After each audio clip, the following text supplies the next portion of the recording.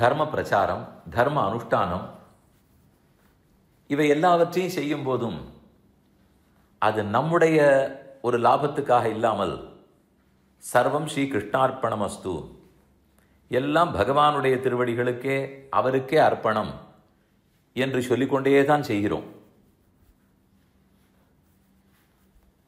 கண்ணனே கீதையில் சொன்னா போலே,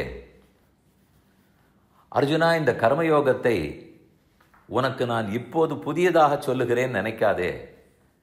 28 சதுர்யுகங்களுக்கு முன்னால் நானே விவஸ்வானுக்கு சொன்னேன். விவஸ்வான் மனுவுக்கு சொன்னார், மனு இக்ஷ்வாகுவுக்கு சொன்னார். ஆனால் காலப்போக்கில் அது தேய்ந்து விட்டபடியால், சற்று தொய்ந்து விட்டபடியால் இப்போது மீண்டும் கூறுகிறேன். இதை 4வது அத்தியாயத்தில் கண்ணனே சொல்கிறார். இது அவருடைய உபதேசம். அவர் கூடவே கீதையில் சொல்லுவது, நான் சொல்வது இருக்கட்டும் அர்ஜுனா, ஆச்சாரியர்கள், குருக்கள் அவர்களெல்லாம் நிறைய சொல்லுவார்கள், என்னை காட்டிலும் அவர்கள் சொன்னதை கேள் என்கிறார் கண்ணன்.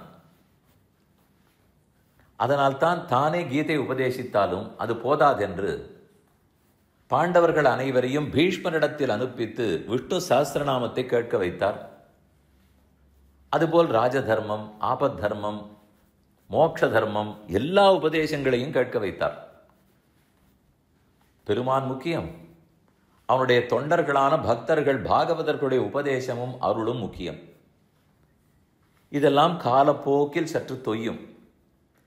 அவ்வப்போது திரும்ப பலரும் சேர்ந்து உழைத்து ஆசையோடு அதற்கு தொண்டு செய்ய வேண்டும், அனைவரிடத்திலும் கொண்டு சேர்க்க வேண்டும்.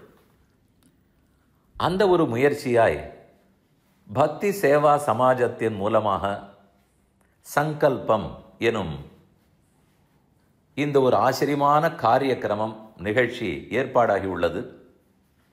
இது பகவத் சங்கல்பம், பாகவத சங்கல்பம், பக்த சங்கல்பம். இந்த உலகத்தை எல்லாம் பகவான் தாங்குவதே தன் சங்கல்பத்தாலே.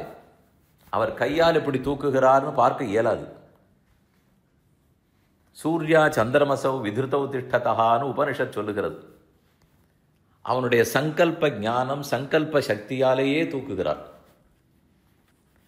அப்படிப்பட்ட பெருமானுடைய சங்கல்பம், அடியார்கள் எல்லாரும் ஒன்று கூடி ஆசையுடன் தர்மத்துக்காக உழைக்க வேண்டும், தொண்டு செய்ய வேண்டும், தொண்டன்கிற பட்டத்தை பெருமைக்குரியதாக ஆக்க வேண்டும். அதற்காக இந்த விஸ்வாவசு ஆண்டு அக்ஷய திருத்தி அன்னைக்கு இந்த சங்கல்பம் என்னும் காரியக்கிரமம் தொடங்கப்படுவது சாலச் சிறந்தது. அதில் பலரும் ஒன்று கூடி உழைக்க வேணும். நம்முடைய பண்டைய கலாச்சாரம், பாரதத்தின் மாண்பு, இதில் வாழ்ந்திருக்கிற ஆச்சாரியர்களுடைய பெருமை, வேதத்தின் சிறப்பு, இவை எல்லாவற்றையும் உணர்ந்து நாம் ஒவ்வொருத்தரும் நடந்து கொள்ள வேண்டும் என்பதற்காகவே இது தொடங்கப்படுகிறது. பகவத் அனுகிரகம் மேன்மேலும் இதற்கு கிடைக்க வேண்டும். நம் ஆச்சாரியர்கள் அனைவரும் அனுகிரகிக்க வேண்டும்.